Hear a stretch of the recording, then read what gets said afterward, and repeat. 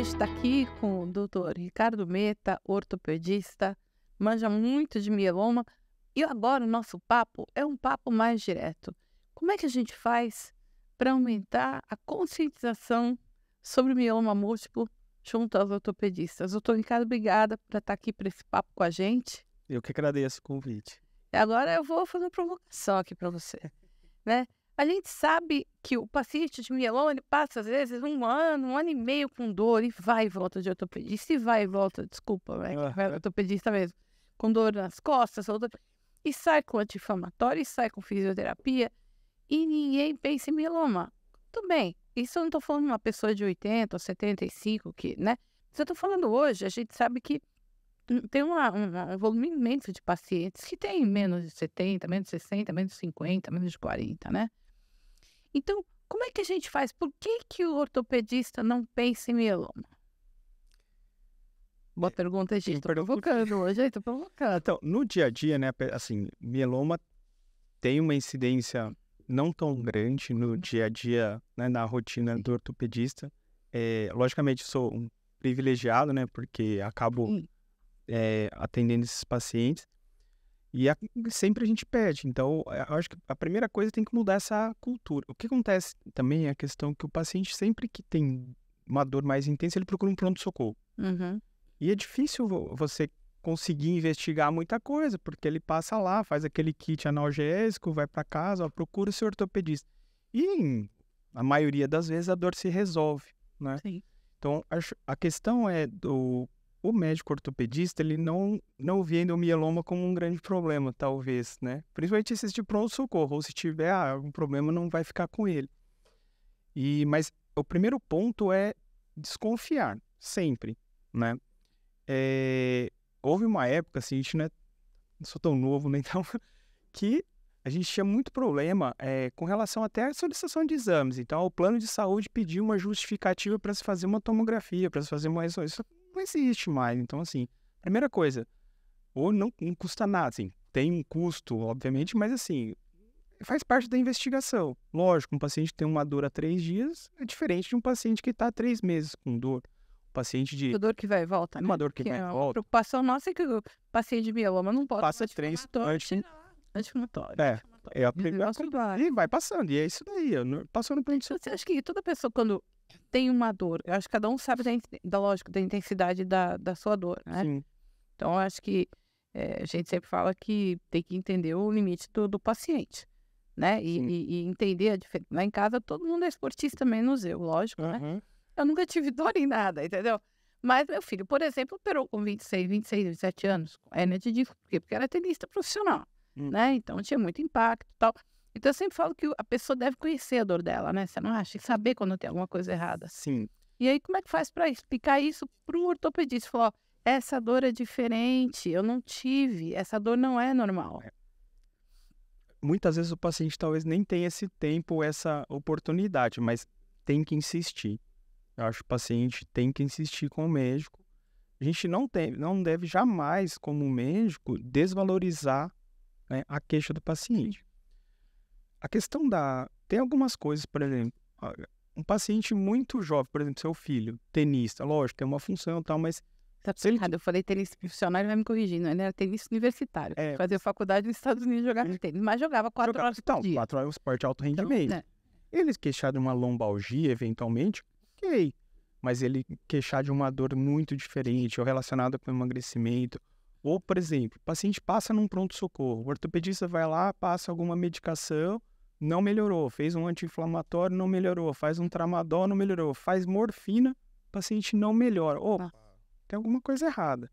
Então, essa desconfiança tem que partir do médico. Outra coisa, como estava comentando anteriormente, questão das localizações da dor. Não é comum o paciente ter uma dor no meio das costas. Tem lombalgia, tem torcicolo, mas no meio, no tórax, ou eventualmente está uma dor irradiada, um formigamento aqui para frente. Tem que examinar. Então, acaba-se que muitas vezes não se examina. Uma coisa que é super comum, herpes zoster. Quantas lesões de herpes zoster que passam no pronto-socorro e porque não tira a camisa do paciente ou no consultório, não examina o paciente, você perde a oportunidade. Então, assim, dor, não existe dor do dia a dia que não melhora com opioide, com tramal. Tem que melhorar. E volta, né? Eu tô falando Isso, essa recorrência. Não, então, mas aí o médico... O médico não pensa em mieloma. Não pensa em mieloma, ele tem que começar a investigação. Eu lembro, tem um livro de anatomia lá na faculdade que fala, se você não... Também não adianta só pedir o exame, se você não entende, não sabe o que você procura, você não entende o que acha, né? Então, pra que eu vou pedir? Também, muitas vezes, o colega pede um exame, pede uma ressonância, toma um kit, né? Faz um raio-x, olha, acho que não tem nada. Se ele não tem a desconfiança, muitas lesões passam despercebidas. E no mieloma é fundamental, é nítido. Quantos % dos pacientes que fazem diagnóstico precoce, isso melhora muito a sobrevida? 35% nos Estados Unidos, menos 5%. Menos 5% no Brasil. Por quê? Então, a gente faz aquela raio-x inicial. Não, tem uma osteoporose óssea, tem uma fratura por insuficiência, o osso quebrou. Mas quebrou por quê? É um paciente de 30 anos que estava brincando com o filho, ele abaixou e teve uma fratura na coluna. Ele tem uma fratura na costela depois que tomou um abraço do primo. O primo é muito forte. Não existe. Diferente de um senhorzinho, uma senhorinha de 80 anos, que pode ter uma fratura por insuficiência. Até por tossir. E é mieloma. Não é mieloma. Verdade, né? E aí começar a investigação. Muitas vezes o paciente mesmo vai até o pronto-socorro, hoje está muito, faz o raio-x, ninguém me entregou nada, não volta para... Então não é incomum, você pega, depois de um tempo, o paciente vai buscar o laudo lá do exame que ele fez no pronto-socorro, lesões líticas a esclarecer. Mas assim, ninguém também, o colega não viu, o médico, o radiologista laudou e lava as mãos também, porque eu laudei. O paciente não retirou o exame e aí você vai atrasando o diagnóstico. Então, acho que o primeiro ponto é a desconfiança. Sempre tem que levantar a suspeita. Ricardo, mas você vê muito paciente de mieloma, então para você é fácil, mas não é muito diferente, né? O nosso dia a dia, um exame, o raio-x. Que ortopedista que não faz um raio-x hoje em dia, que não faz uma ressonância?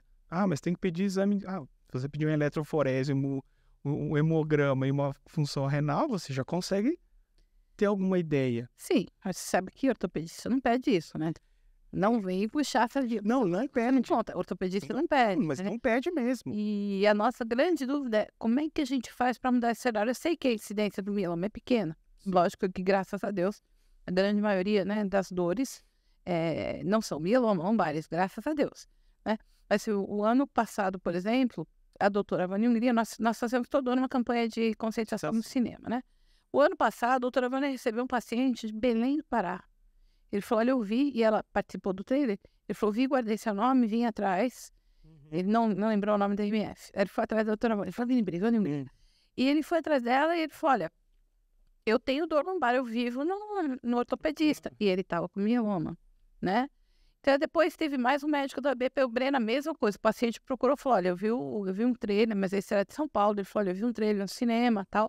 Eu tenho tido dor lombar, 38 anos. Já fui várias vezes ao ortopedista, já estou 1 ano e meio nessa brincadeira de ir e mexe, tá? E como eu faço musculação, levanto peso, o pessoal acha que é porque eu estou levantando peso. Então, a gente vê que muitas vezes o próprio paciente, a gente está trabalhando muito essa questão do paciente saber do sintoma para ele ser ativo, né? Mas talvez tenha que conscientizar o ortopedista. Não, a gente está falando, a gente participou do Congresso Brasileiro de Traumatologia e Ortopedia há um tempo atrás, a gente está tentando participar agora de novo. E a gente sempre colocou lá no kit do Congresso, né? Qual era a idade do paciente mais novo do mundo? Que era um menino de 8 anos, né? Da Bahia, que é o paciente do doutor Edvan, né?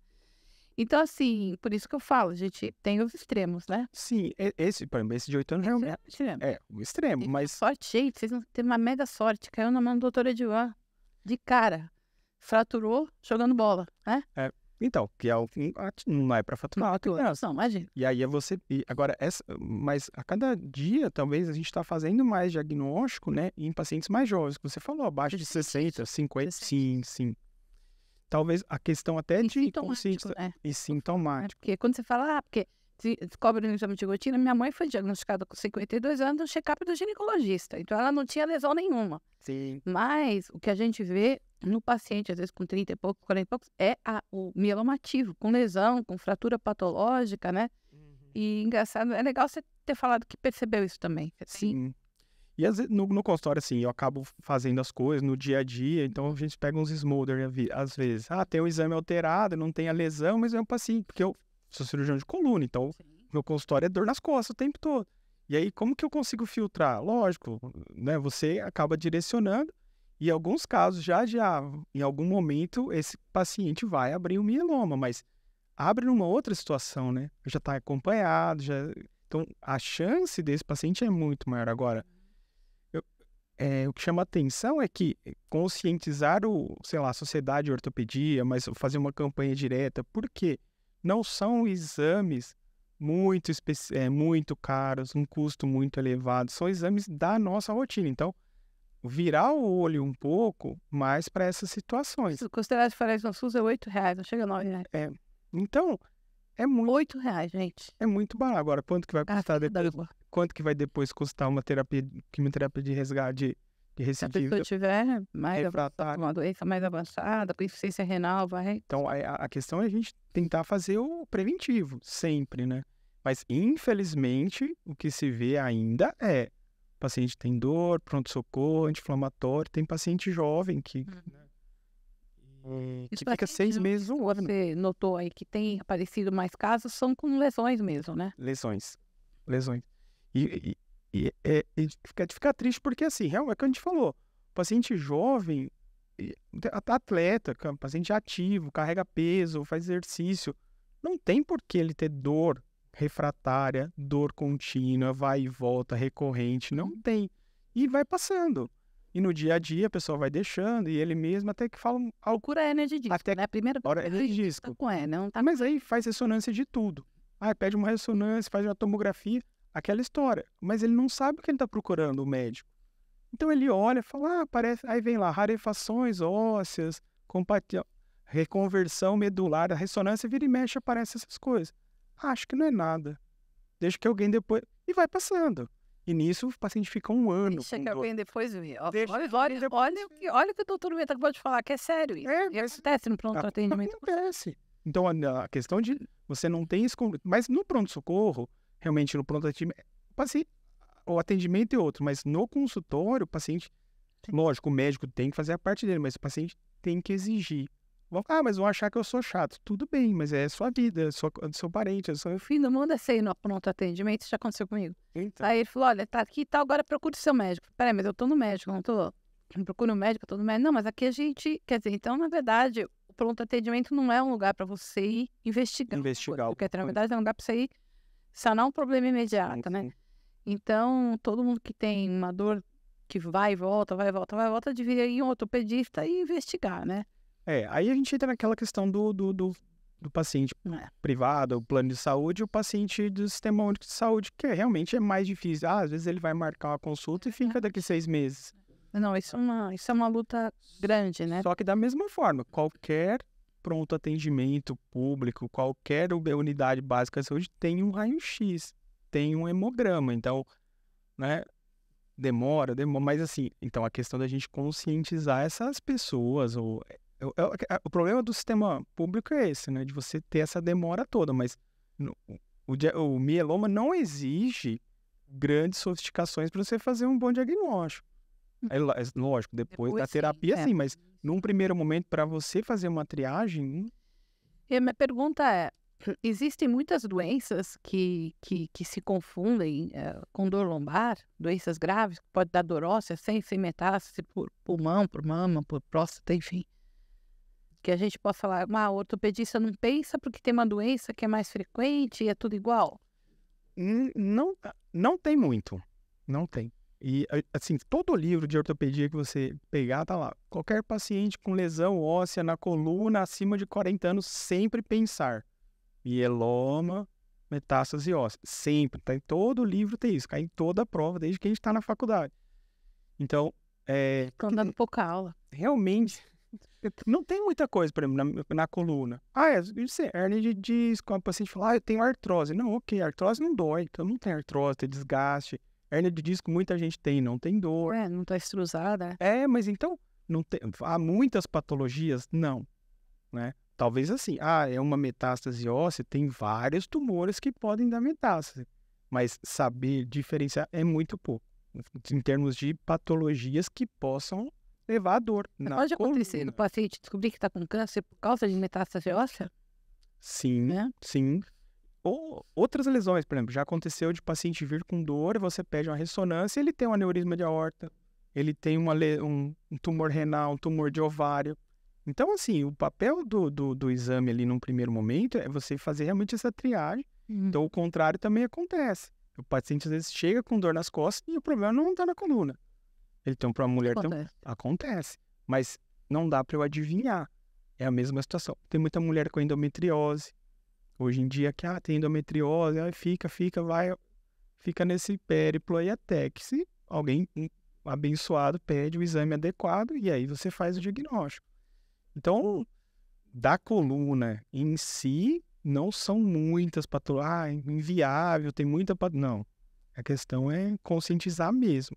Agora, o que confunde muito, isso é lesões por osteoporose, né, a fratura por osteoporose, insuficiência óssea por osteoporose, com o mieloma. E como que faz para distinguir? A gente tem que seguir além da questão de epidemiologia, né? Não é para um homem de 30 anos ter osteoporose, não é para uma mulher de 20 anos ter osteoporose. E nem mieloma, teoricamente, né? Mas a gente tem que pensar em outras coisas, em outros traumas banais. O que a gente já falou, o cara foi abaixar para pegar o filho e fraturou a coluna. Não, isso não é um trauma. Ou mesmo um homem de 60 anos, esses dias até um paciente, 60 anos, rígido, trabalha, faz atividade física, escorregou, baixa altura, caiu uma fratura, teve que fazer cirurgia na coluna. Uma fratura grave. E durante a cirurgia a gente percebeu a lesão, a gente já foi pensando, falou assim, com certeza tem alguma coisa secundária, né? É que assim a urgência era maior por conta da fratura, mas e na lesão batata.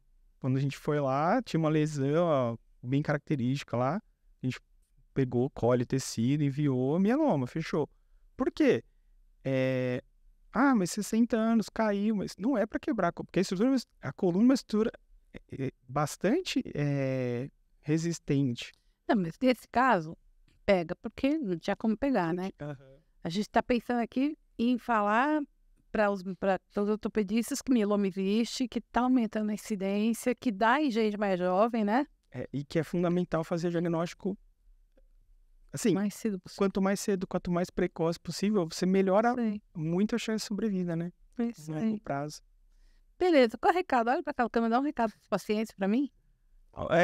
Assim, eu acho que é importante na questão da minha parte como ortopedista, que trabalha com, né,